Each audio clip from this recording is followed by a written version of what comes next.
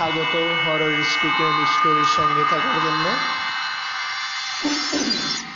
তো এখন আমরা গল্পের মাঝে যাব। অনেকে গল্প আসলে পড়তে ভালোবাসেন, আবার শুনতে ভালোবাসেন, এবং অনেকে নানান কৌশলে গল্প বলাকেও কেউ ভালোবাসেন। তো আসুন আমরা গল্প শুনি। যেভাবে লিসেনার বলেছেন, মানে তিনি নিয়মিত লিসেনার, তারপরেও তিনি ঘটনা পাঠিয়েছেন ইমেল। ছোট্ট একটা ঘটনা। তো চলেন যাই ঘটনায়। তো যিনি যেভাবে বলছেন ঠিক সেভাবে আমি বলছি।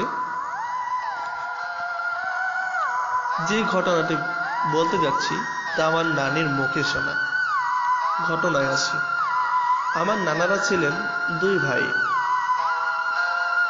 পুরান ঢাকায় নিজেদের পৈতৃক বাড়িতে তারা তাদের পরিবার নিয়ে যৌথভাবে বাস করতেন। তাদের বৃদ্ধ মা তাদের সাথে থাকতেন। ঘটনাটি ঘটে আমার বড় নানার সাথে। নানারা যে বাড়িতে থাকতেন তার পূর্ব দক্ষিণ বরাবর টয়লেট ছিল। এর একটি পাশেই এক বেল গাছ। বাড়িতে একটি মাত্র টয়লেট থাকায় অনেক মানুষ তা ব্যবহার করার জন্য স্বাভাবিকভাবেই তা নোংরা হতো। বড় নানা প্রতিদিন ফজরের নামাজের ওয়াক্তে উঠে টয়লেট পরিষ্কার করতেন। ঘটনাটি যেদিন ঘটে সেদিন ছিল পূর্ণিমার রাত।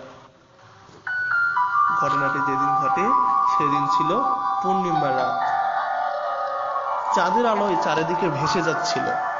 হঠাৎ কোনো এক কারণে নানার ঘুম ভেঙে যায়। তিনি বাইরে তাকিয়ে দেখেন চারিদিকে ফর্সা হয়ে গেছে। তিনি মনে করলেন যে ফজরের ওয়াক্ত হয়ে গেছে। তো একটি ঝাড়ু, এক বালতি পানি ও একটি হারিকেন নিয়ে টয়লেট পরিষ্কার করতে গেলেন। চোখে ঘুম থাকার কারণে তিনি বুঝতেই পারেননি তখনও ভোর হতে অনেক দেরি। টয়লেটের কাছাকাছি গিয়ে তিনি দেখেন তার মা টয়লেটের সামনে বসে আছেন আর গঙ্গাচ্ছেন। তিনি বললেন, মা, এত রাতে এখানে কি করো? তার মা বলল, বাবা, আমি টয়লেটে এসেছিলাম, ফেরার পথে পড়ে গেছি। হারিকেনটা রেখে আমার কাছে এসে আমাকে টেনে তোলো বাবা। নানা হারিকেন রেখে তার মার দিকে যেতে লাগলেন। হঠাৎ পেছন দিক থেকে তার মা তাকে ডাক দিলেন, ইউসুফ, এই ইউসুফ, এত রাতে কার সাথে কথা বলছিস?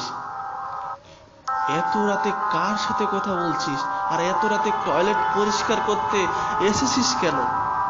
কেবল রাত 2টা বাজে। তিনি পেছন দিকে ঘুরে দেখেন তার মা হারিকেন হাতে দাঁড়িয়ে আছে। টয়লেটের দিকে তৎক্ষণাৎ ঘুরে দেখেন সেখানে কেউ নেই। সাথে সাথে তিনি মাথা ঘুরে পড়ে যান। তার অনেক জ্বর আসে। 3 দিন পর তার জ্বর কমে যায়। তার মা তাকে বললেন যে এত রাতে কেন ওইখানে গিয়েছিলি? তখন ইউসুফ তার মাকে বলেন, মা, তোমাকে ওইখানে দেখেছিলাম। তখন তার মা বুঝতে আর বাকি হলো না। তখন হুজুরের পরামর্শ নেন। একজন হুজুর ডেকে আনা হয়। তিনি বাড়িতে ঢুকেই বলেন, এখানে খারাপ একটা জিন আছে। টয়লেটের পাশে বেলগাছটায় ওর আস্তানা, সেখানে সে থাকে। সেদিন রাতে নানার মা যদি নানাকে না থামাতেন তাহলে জিনিসটার কাছে গেলেই তা নানাকে মেরে ফেলত। এরপর তিনি বাড়িটা বন্ধ করে দেন এবং বেলগাছটি পরে কেটে ফেলতে বলেন। তখন বেলগাছটি তার নানা কেটে ফেলে দেন। বেলগাছটি তার কথা অনুযায়ী কেটে ফেলা হলো। এরপর আর কোনো সমস্যা দেখা যায়নি। এই ছিল এক লিসেনারের কাহিনী, ঘটনা। তিনি আসলে খুব সুন্দর লাগলো আমার কাছে এই ঘটনাটি। আপনাদের কাছে কেমন লাগবে সেটি শোনার পরে শুনলেন অবশ্য। কেমন লাগলো আপনারাই কমেন্ট করবেন।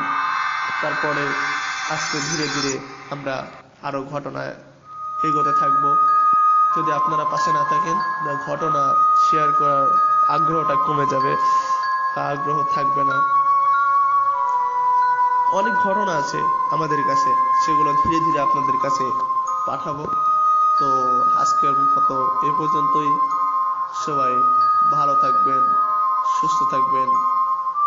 খোদা হাফেজ।